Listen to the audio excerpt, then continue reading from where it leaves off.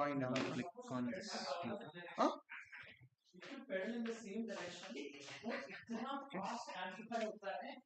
It's live already.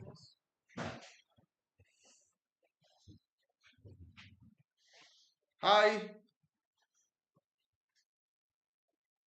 Hi for all of you who are watching us and who follow us on YouTube. I am today here to talk about what's happening in the export market, particularly rice exports. If any of you have any questions related to exports or rice exports, please leave me a comment, a question here, and I would be more than happy to answer them. A lot of times, uh, we all think exports is one very risky business to try. A lot of us are having a lot of preconceived notions about exports. That is, export is risky, export is difficult. So we come live in few occasions, and then we try and talk about exports. While some of you quickly join, and I before I get my questions, I would like to update you as to what's happening right now in the field of exports or in the field of rice exports. At PWIP, we have been handling a lot of rice exports actually in particular. Rice exports is roughly a 80,000 crore annual market from India, which means every year 80,000 crores worth of rice gets exported from India. And this is having a very equal share in terms of basmati and non-basmati. So basmati is roughly about 35 to 40,000 crores. Non-basmati exports is about 35 to 40,000 crores, my friends. So we all exporters have enough room to try and understand what this exports is all about. How do we do exports? How do we understand exports? I'll quickly tell you how have we spent our last say 3 to 6 months. In the last 3 to 6 months, we have been working with a lot of customers, a lot of users on how to become an exporter. You know, to some of them who are already an exporter, we are able to directly take export orders to them and help them get more orders. Mostly our biggest satisfaction is when we are actually helping a very new exporter to become an exporter. Well, in the field of exports, there are a few things that's happening these days, specifically to rice. We all know that there was rice export duty which was added. So 20% export duty was added on rice, which is only to steam rice and raw rice. The parboiled rice even today has no export duty. Basmati rice has no export duty as on today. It's only the steam and the raw rice. And as we know, the 100% broken rice is totally banned from exports. I have Ilyas Khan who is joined here. Please ask your questions if you have, Ilyas Khan. In the meantime, you see what rice gets exported, which ports. So if you see majorly Kolkata as a port, Vizag as a port, Chennai as a port, Mumbai and Mundra as a port, these are the ports which see maximum amount of rice exports that happen. And all these ports have different profiles of rice that get exported. For example, Kolkata is a major pocket for Swarna rice, IR64 rice, Gobind Bhog rice, Katharni rice. These kind of rice which exported from Kolkata region. Whereas Vizag is again mostly for Swarna rice, white rice, and IR64 rice. Because For Vizag, a lot of rice is from the Vizag region, and up until Chhattisgarh, the cargo does come to Vizag. But if you come to Chennai, Chennai is a common port for Andhra, Tamil Nadu, Karnataka, Kerala. So quite a few varieties of rice is shipped out through this port. Matta rice, Jaya rice, Kurwa rice, Sona Masuri rice, IA 64 rice, Swarna rice, a few varieties like this. When it comes to Mumbai and Mundra again, Kolam rice, HMT rice, RNR rice, and then again Swarna and other IA 64 white rice varieties are exported out of here. So since broken 100% broken rice is banned from exports currently, this rice has been a major ingredient for distilleries. It has been which has been used earlier, and distillery is still a very big market. So within India itself, the broken rice has a lot of demand. There used to be a time when broken rice, raw broken rice, used to be priced at around 17 to 18 rupees a kg, which today, even though it is only for domestic market, it has been actually, it has been actually 21 to 22 rupees a kg, even till date, my friends. Which means the broken rice has been very, very strong on its demand just in the domestic market. In terms of funding and in terms of finance for exports, a lot of customers have these questions: is if I have a purchase order from the buyer, can I get a bank finance on this purchase order? If I have a LC from the buyer, will I get funding from the bank to fund my order? In reality, the answer is no. Why no? Because if you are a new exporter, whether you have a purchase order or an LC, for your bank it is simple. They are going to see you as a business which is having vintage or not. Have you been in the business for the last 3 years or 4 years? If it is just a registered company, then the funding becomes very, very difficult. They would want to see your 3 years balance sheet. And if they see your 3 years balance sheet, most of the time they also want to see profits. That you've done 3 months profitable, run the company profitably. And the other thing is, even if it's a new company, sometimes you can get funding if you have collateral with you. If you give a collateral to the bank, a property or something, then there is again chance of getting funding. So normally this funding is divided into pre-shipment finance and post-shipment finance. What does this mean by pre-shipment and post-shipment? For that, before, you have to understand one thing, my friends, which is, in exports, in a normal case, when you actually load the containers onto the ship, you get something called as a BL, a bill of lading. This bill of lading is the proof to the buyer that you have actually loaded the cargo, loaded the containers. If you have actually loaded the container, you can send the BL to the customer and ask for payment. Now, but by just sending the BL to the customer, is your payment going to come instantly? Might not be. Whether if you're just sharing the BL to the customer, is the customer going to 100% pay you? In some cases, might not be. What I'm trying to say is there is an advantage and a disadvantage, but just for you to understand, in a normal case you show the BL to the customer and the customer makes the payment to you.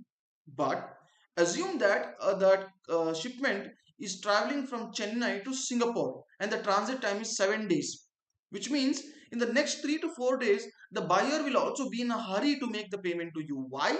Because in the next 6 7 days the cargo is going to reach Singapore and he wants to take the delivery of the cargo. If he has to take the delivery of the cargo, he has to make payment to you, because only if he makes payment to you, you will surrender the BL.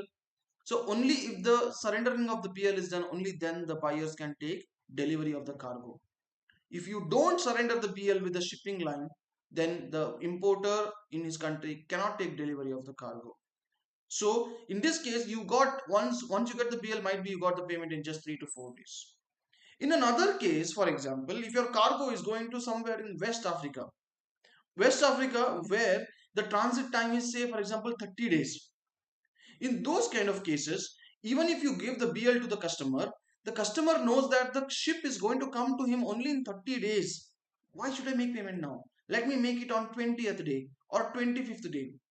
So which means even if you get your BL today and send it to a customer, the customer in reality might make the payment only 20th day or 25th day after you give the BL in scan copy.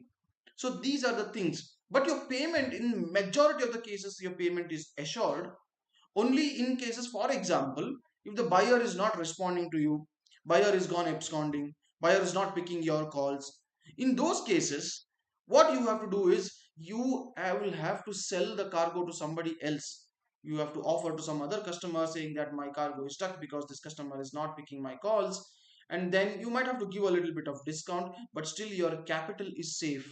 So this is how it happens in the export business. But to come back to the point of finance, so once you get your BL, if your cargo is going to, for example, say, West African port, and if somebody is ready to fund you, then you that's called post shipment funding.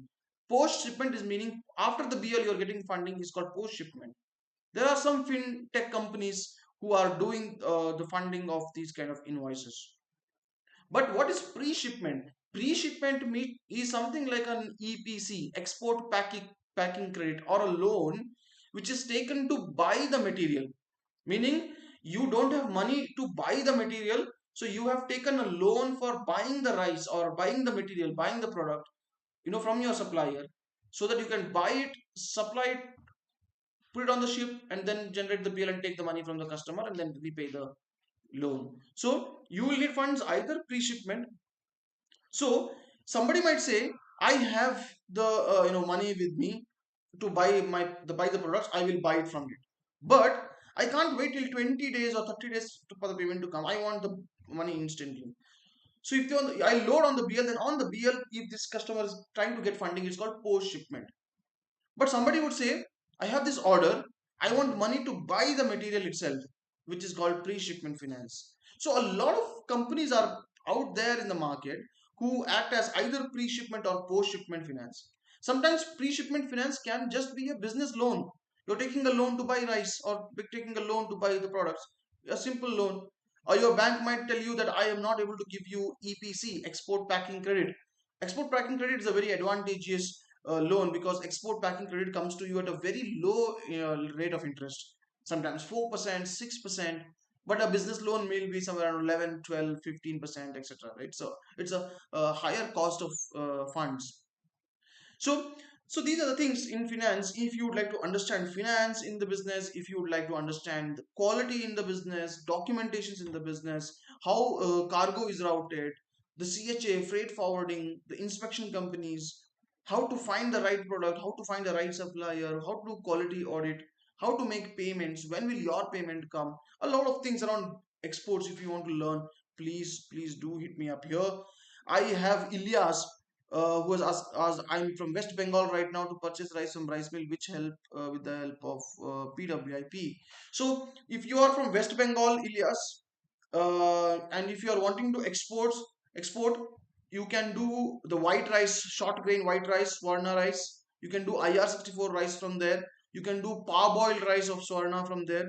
You can do Gobind Bhog rice from there. You can do Katarni rice from there. You can also do a rice called Baskati from there. You can do a rice called Ratna from there, which is similar to IR64. So a lot of rice from UP, Bihar region gets exported through Kolkata, comes because the Kolkata port is nearer. So you can do these kind of rice from there. If you already have an order from a customer, then this is the rice that you can source from. There are a lot of rice mills in Kolkata, Bardhaman regions. Right. So I have somebody who's asking me, is 2% net margin on rice? Yes. So basically this 2%, 1.5 to 2% is the net margin that you get after deducting all the costs. So what are the costs? Like you have to cost of material, cost of bags, cost of transport, cost of inspection, cost of CHA and freight forwarding, dollars, ocean freights. After all these costs, whatever remains is your margin, which is roughly about 1.5 to 2%. Earlier, this margin was even more, about 3 to 4%. Why? Because rice export had a incentive scheme by the government called RoadTEP, RODTEP. Through this, it was similar to MEIS scheme, where you get a 5% return on your on the FOB price for as a benefit to the exporter. So that was one more benefit there. And GST refund for exporters is always there. So normally you end up making at least minimum 3% in reality, right? So I have Aditya here asking, how badly has this export duty affected the non-basmati rice exports? How come PWIP is managing to get orders with this export duty? I think Aditya, you are not into exports yet. If you are into exports, you will realize that rice exports, even after duty, the rice exports is continuously happening. Why? The rice exports, the duty was placed because India India was pricing its rice very low compared to other markets like Vietnam, Philippines, Cambodia, Brazil. A lot of times it so happens that India competes with other countries for a particular rice, which in this case it is white rice, because Sona Masuri can be grown only in India. Basmati rice can be grown in India and Pakistan, right? And apart from that, this Jaya rice, Kurwa rice, parboiled rice, Sona Masuri rice, Kolam rice, Gobindbhog rice, HMT rice, all these rice can only be produced in India, right? But there's one common rice which is produced in India, Philippines, Laos, Cambodia, Brazil, and one such rice is the white rice, which is normally Swarna or IR64. Now, this rice, even after duty, the price from India is cheaper than the price from other countries like Vietnam, Philippines, and Thailand, right? So even though there is duty, the rice orders are still very strong. So I have Ilyas Khan asking again, from West Bengal mail to Hyderabad warehouse. Do I need any insurance of truck to avoid it? Yes. So if you're shipping rice from West Bengal to Hyderabad, and it is going by road, I would say definitely go and buy an insurance, because you can have a sound sleep. What if the truck meets with an accident, or what if the truck gets stolen? Things like this. It's normally it happens if you take an insurance, and insurance is very cheap, my friends. So I think you should definitely look for insurance. So, Kiran Kumar here is mentioning, my buyer is constantly complaining about bag quality after shipment has reached. While loading, it is good. Is there quality of bags also? Yes, how to check? Definitely, there is a quality of bags also. So, how does a quality? How is the quality of bags being measured? The quality of bags is being measured is by its something called as GSM, or its weight, minimum weight, right? Like for example, when we help exporters with shipment of rice, when there is 25 kg bag versus 50 kg bag, we tell the supplier that the 25 kg bag, empty bag, has to be minimum 80 grams in weight, the empty weight, and the 50 kg bag has to be easily 100 grams in weight, so that it can withhold the weight of the cargo plus the stitching that goes on top of it. So 80 grams for 25 kg and 100 to 110 grams for 50 kg bags is very much advisable. A lot of customers sometimes ask you to do a drop test. They tell you to drop the bags on the floor and show that the bags are not breaking. These kind of tests is also done, right? So I have Rathore Talib asking, अगर मैं bulk order में काम करना चाहता हूं तो पिप bulk order देने में हेल्प करेंगे?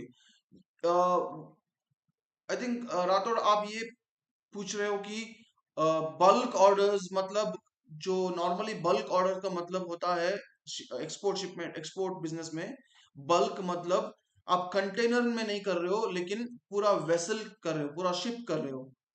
शिप में आधा लोड, छोटा लोड भी कर सकते हैं, लेकिन शिप में डायरेक्टली जो करते हैं बिना कंटेनर का, उसको बल्क बोला जाता है।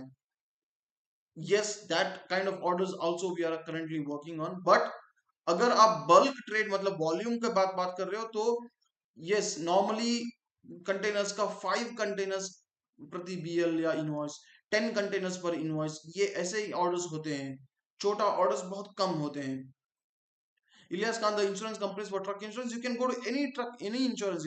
ICICI Lombard has travel, transit risk insurance. Tata AIG has insurance. Oriental has insurance. You can talk to any of these. Right? I want to export basmati rice. Will help me with it. Well, yes. So, at this moment at PWIP, we have been actually doing a lot of non-basmati rice, a little bit of basmati rice, but basmati rice is also a very good option to explore.